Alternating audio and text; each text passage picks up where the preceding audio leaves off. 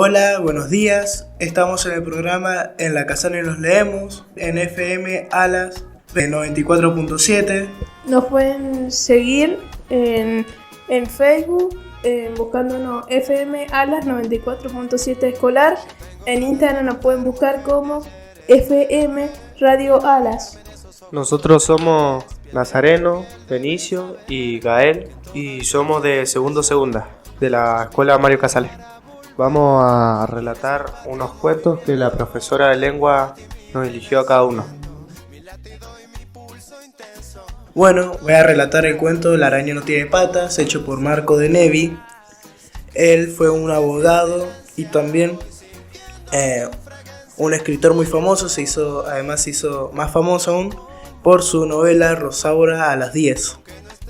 Bueno, La araña no tiene patas empieza con nuestro protagonista, o sea Borges, viendo el gigante edificio, viendo su fachada hermosa de cristal, y con solo verlo se daba cuenta de que al subir le iba a dar mucho vértigo.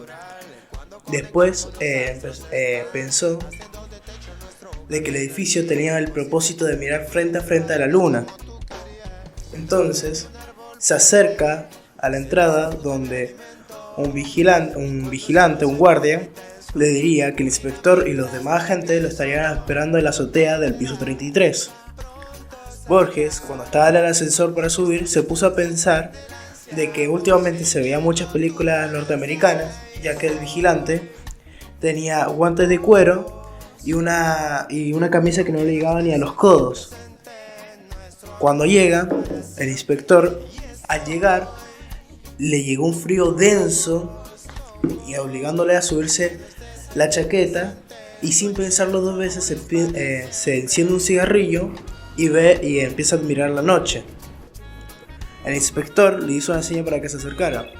Borges, al acercarse, se agarró tan fuerte del barandal que ni un jugador de sumo, un peleador de sumo, lo podría quitar de ahí. Entonces el inspector le diría que le sorprende que alguien de tan sangre fría como él le da miedo a las alturas. Entonces Borges le dice lo siguiente: inspector, si me sigue dando muestras gratuitas, tendré dos opciones, o más bien irme, o caer mortalmente pálido y desmayado. Y si le soy sincero, ninguna de las dos me gusta, así que por favor prosigamos con el caso. El inspector, que le había dado risa a eso, le empezó a contar de que hace poco hubo un robo donde se robó una importante colección de joyas. Pero había sido extraño el robo, ya que fue por la fachada. Tiraron una cuerda, parece, lográndola ajustar a la terraza. Escalaron, abrieron la ventana, robaron las joyas y descendieron. Pero cuando el compañero estaba descendiendo, parece que hubo un accidente. Terminó cayéndose hacia el precipicio del vacío. Empezó a caer hacia el vacío y muere. Y se supone que su acompañante, asustado, se iría rápidamente, pero eso sí, llevándose el botín. Entonces Borges le diría de que tenía razón en sospechar que habían sido ladrones, y estaba bien eso, pero el tema era la perspectiva, porque lo más seguro es que un hombre más pequeño y un hombre más grande hubiesen hecho el atraco. Lo más seguro que el hombre más grande y vigoroso hubiese subido hasta la terraza, atando la cuerda y bajándola lentamente para que no golpee ni rompa ningún vidrio. Bueno, Nasa, ¿qué tiene a qué se relaciona el nombre del título del cuento con el cuento?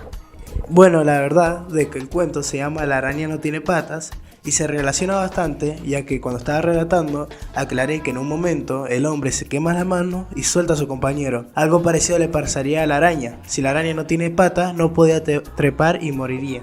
Nazareno, ¿qué tipo de cuento sería? Y sería un cuento policial de enigma, o sea, usualmente en los cuentos policiales siempre hay un detective, siempre hay pistas y otras cosas más que ayuda al protagonista a descubrir el caso. Bueno, este es un cuento de ese tipo.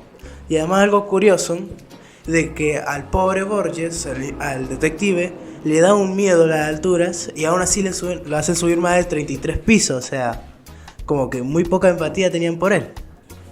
Y bueno, del 1 al 10, ¿cómo calificás este cuento y si te gustó trabajar con este cuento o qué te pareció? ¿Cómo escribías este cuento en pocas palabras? O sea, la verdad es que me gustó bastante trabajar con este cuento, ya que es un caso bien armado, no hay forma de... O sea, se te da a entender de que el detective sabe lo que hace. La verdad fue muy lindo este cuento. Y sí, del 1 al 10 fue un 10 para mí. Me parece que Marco de Nevi fue un muy buen escritor. Yo voy a leer sobre el cuento, voy a resumir sobre el cuento del extraño caso de Lady Illwood. El autor es Roberto Fontana Rosa, bastante conocido porque era el personaje de Inodoro Pereira. Lastimosamente falleció hace unos 18 años, en 2007. Bueno, prosigamos con el cuento. El cuento comienza dándonos el protagonista, quien es el inspector Haviland, El cuento comienza así: el inspector Haviland detuvo su Austin al costado del camino que conducía a Middleford y quedó pensativo. No había dicho a nadie dónde pasaría sus 15 días de vacaciones, y la idea de retomar el camino hacia Londres se le instaló sólidamente en la cabeza. Él tan solo había prometido comunicarse cada 3 días con Scotland Yard en prevención de algún suceso inesperado, como el retorno del destripador de Yorkshire, un ataque nuclear soviético o la fuga de un oso del zoológico. Luego Haviland llega hacia la casa de Lady Illwood, quien Haviland recordaba su mirada prometedora que le había dado hace unos días atrás. Cuando llegó a la casa, tocó con su mano enguantada la puerta. Tras unos minutos de espera, como vio que nadie le abría la puerta, decidió entrar. Pasó por unos pasillos y decidió entrar hacia una de las habitaciones y encontró a Lady Illwood en una posición poco ortodoxa, que ortodoxa quiere decir que está en una posición muy inusual, y presentaba 2 heridas profundas en la espalda. Haviland husmeó en el aire y luego tomó la medida que separaba la cómoda de la perilla de la luz. Fue hasta el cenicero y recogió unas colillas de cigarrillo. Y Paul, musitó, finalmente lo hizo. Recordaba el rostro joven e ingenuo de Paul Illwood, sobrino de la viuda, y las habladurías que de él y de su tía se contaban en ciertos cenáculos. No debe haber abandonado el país, dedujo. Tomará el ferry hacia Francia. Anotó en una pequeña libreta la medida entre la cama y el ropero y constató que la puerta del ropero estaba abierta. La abrió. Allí dentro, prácticamente sobre el piso de madera, algo oculto sobre la ropa, se encontraba el cadáver de Paul Carpenter, estrangulado por una corbata de seda italiana con diminutos puntos rojos. Luego de ver eso, Haviland se pellizcó los labios y cerró el ropero. Mannix, sí la vio. Gus Mannix. No escapaba a su memoria proverbial los rasgos acentuados de Gus Mannix, profesor de piano de Paul, y que en algunas entrevistas proclives al escándalo se indicaban como antiguo enamorado de Lady Illwood. Los celos son malos consejeros, musitó Haviland. Se encaminó hasta el baño, porque allí podría detectar huellas dactilares del impetuoso profesor Mannix. Luego, cuando entró al baño, se encontró con algo estrepitoso. Junto a la bañera, semitapado por la cortina plástica, encontró el cuerpo del eximio pianista. Entre ceja y ceja, algo más arriba de la congelada expresión de asombro que dibujaban los ojos, mostraba el orificio pequeño pero nítido de una bala calibre 22. El inspector aspiró hondo y tomó la medida entre el lavabo y el grifo de agua caliente. «Estoy ante la obra de un loco», dictaminó. Jerry Ferguson, quien nunca había podido olvidar la mirada extraña del jardinero mientras le explicaba su extraña teoría sobre la doble personalidad de las azaleas y la influencia que ejercían las monocotiledoneas sobre las decisiones del Vaticano, Tampoco nunca había olvidado que Jerry Ferguson le había confesado que atendía los jardines de Lady Irwin. Sé muy bien dónde estará oculto, sorteando el cadáver de la acabulada viuda. Se dirigió al teléfono, no tenía tono, observó que se hallaba desconectado. Agachándose tras el cable bajo la cama, allí con la cabeza destrozada por un atizador de la estufa de leño, vio a Jerry Ferguson, el jardinero. Luego de ver eso, Javena se frotó suavemente las yemas de los dedos, frunció los labios y aprobó un par de veces energéticamente con su cabeza, colocó nuevamente el auricular del teléfono en su horquilla, retornó las colillas de cigarrillos que había sacado al cenicero, cortó la hoja con sus anotaciones que había tomado, las arrojó al inodoro y accionando el turbín de agua. Se rebujó entonces de su bufanda, bajo el ala de sus sombreros, salió de la casa cerrando con cuidado la puerta y subiendo al Austin retomando el camino hacia Middleford. Y Benicio, ¿quién era el culpable? Bueno, en realidad no se halló un culpable. Cada vez que Haviland sospechaba de alguien lo encontraba muerto. Luego cuando sospechó de Paul, lo encontró muerto. También le pasó cuando sospechó de Gus Mannix y también de Jerry Ferguson. Así que, en conclusión, no se halla un culpable. Básicamente, Haviland cierra el caso sin hallar un culpable. Benicio, ¿qué tipo de cuento es y si te gustó trabajar con este cuento? Bueno, el tipo de cuento es policial, más que nada sería como una parodia del cuento policial. ¿Y por qué es una parodia? Porque en realidad es como una forma burlesca de interpretar una historia, eso sería como una parodia. Y aparte es una parodia del cuento porque es la forma en que mueren los personajes, y aparte de que no sea el culpable. Y con respecto a que si me gustó trabajar con este cuento, pues sí, me gustó trabajar bastante con este cuento y me llamó mucho la atención a mí. Y sobre el autor, ¿sabes una anécdota de él? Sí, sé bastante sobre el autor, que es Roberto Fontana Rosa, que nació el 26 de noviembre del año 1944 y falleció el 19 de julio de 2007 a los 63 años a causa de una esclerosis lateral amiotrófica. Y bueno, también creó un personaje conocido, el personaje Inodoro Pereira, que es el que más conozco porque no sé mucho sobre la información sobre Roberto Fontana Rosa, pero esto es lo que puedo decir sobre él. Benicio, ¿cuál fue la parte más importante que vos crees cuando estabas relatando el cuento? ¿Cuál fue la parte más importante según vos? Bueno, una buena pregunta, porque la verdad es que para mí es importante todo el caso y la verdad es que no hay una parte donde más resalte. Para mí todo resalta en este cuento, sinceramente. Buenas, soy Gael y hoy día voy a resumir el cuento de la aparición de Guy de Maputza. Guy de Maputza nació el 5 de agosto de 1850 y falleció el 6 de julio de 1893. Todo esto empezó en una velada íntima en la Rue de Grenelle, en una casa antigua, y cada cual tenía su historia, una historia que afirmaba verdaderas. Ahí estaba el viejo Marqués, Tuer Samuel, de 82 años, se levantó y se acercó a la chimenea y con voz temblorosa dijo: "Yo tengo una historia tan extraña que me ha obsesionado por toda mi vida. Hace 56 años que me ha pasado y no paso ni un mes sin poder revivirla en mi sueño. He sufrido durante 10 minutos un terrible error que ha marcado en mi alma miedo. Todo eso empezó en el 1827, en el mes de julio. Yo estaba en guarnición de Rouen. Un día, mientras paseaba por el muelle, encontré a un hombre que creí reconocer sin recordar exactamente quién era. Y me empecé a acordar y era un amigo de la juventud, que no lo veía más de 5 años. Y parecía que había envejecido un siglo. Tenía el pelo blanco y caminaba encorvado como cansado. Me contó de su vida y me contó su terrible desgracia. Que se había muerto su mujer y que ya se sentía solo y que volvió a su casa antigua olvidándose cartas en su quinta. Y cuando volvió a su casa antigua en Rouen se sentía solitario y siempre pensaba en suicidarse. Me pidió un favor, que vaya a su quinta y que agarre 2 paquetes de cartas que se había olvidado. Él no quería volver ahí porque se sentía solo y pensaba en suicidarse.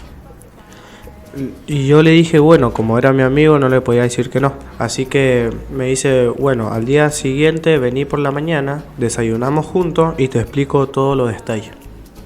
Al día siguiente, Marqués va a la casa de su amigo de la juventud y le va explicando que tiene 1 hora hasta su quinta en caballo y que le tienen que entregar una carta que le acaba de dar a Marqués al jardinero, que él lo iba a dejar pasar. Así que salió 1 hora antes para cumplir su misión. Cuando va, el amigo le había dicho que le diera la carta al jardinero. Y el jardinero le dice, ¿y qué pretendes pasar? Y sí, si es lo que te dice tu jefe, le dice Marqués. Y empezaron a discutir. Después se calmaron y le dijo el señor el jardinero que lo acompañaba. Y le dijo Marqués, no, ya voy solo yo. Ya me explicó bien mi amigo dónde era, dice. Así que sube la escalera y reconoció la habitación que le había dicho al amigo. Y fue directamente a buscar a los cajones. En la mesita de luz del lado izquierdo estaba buscando y encontró los 2 paquetes de cartas. Cuando siente una brisa por atrás y pensó que era un viento. La sintió otra vez a la brisa y cuando se da vuelta era una mujer vestida de blanco que le pedía que la peinara porque le dolía mucho su cabello. Su cabello le llegaba hasta el piso y el señor, sin decir nada, porque estaba asombrado y con miedo, le agarró el peine y la empezó a peinar. La chica parecía que estaba contenta y cuando terminó de peinarla, le agarró el peine y se fue corriendo por una ventana que estaba abierta. Y el señor Márquez se quedó sorprendido, con miedo, y agarró los 2 paquetes de cartas y se fue rápidamente a su casa. Ese mismo día había decidido quedarse en su casa y al día siguiente entregarle la carta a los amigos. Así que se quedó en su casa, se encerró para reflexionar lo que había pasado y contarle al amigo. Al otro día va a la casa del amigo y no estaba. Había salido el mismo día que llegó él de su quinta. Pasó otro día más, tampoco estaba. Pasó una semana y Márquez acudió a la policía.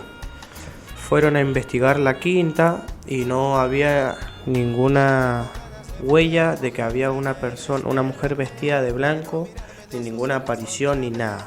Del amigo tampoco supo nada. Hace 56 años que no sabe nada de lo que pasó y ha quedado sorprendido. Gael, te quiero hacer una pregunta.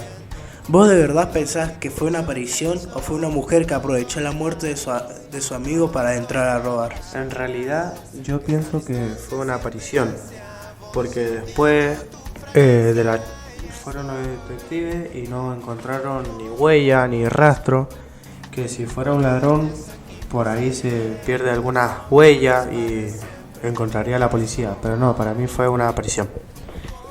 Bueno, Gael, ¿por qué uno de los personajes, como vos dijiste, ¿por qué uno de los personajes se quería suicidar? Y ese personaje era el amigo de Márquez. Se quería suicidar porque andaba con una chica que se estaban por casar y la chica se había muerto por una enfermedad y se sentía solo y se quería suicidar porque le faltaba a ella en su vida. ¿Qué tipo de cuento es y qué te gustó más del cuento? Es un cuento fantástico que mezcla lo sobrenatural con lo inexplicable, y lo que más me gustó del cuento fue el misterio que le da al final, que al final nadie se entera qué le pasó al amigo ni a la aparición. Y bueno, Gael, para finalizar, como ya nos estamos preguntando si te gustó trabajar con este cuento y bueno, eso, si te gustó trabajar con este cuento y qué opinas. La verdad que me gustó mucho y sí me gustó trabajar con el cuento. Bueno, esto fue todo por hoy. Gracias por escucharnos. Esto fue todo por hoy en La Casale Nos Leemos. Le quería agradecer a la profesora Ana y Daniela que nos dieron esta hermosa oportunidad de poder venir a expresarnos acá a la radio. Y acuérdense de seguirnos por Facebook, FM Alas 94.7 Escolar.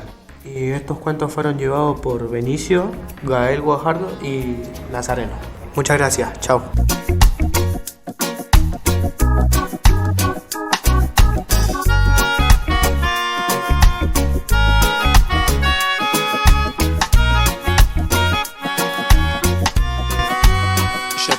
De volver, mujer de ayer, espérame. Quiero mirarme en esos ojos otra vez. Piel de mi piel, debes saber que en todo el viaje en ti he pensado.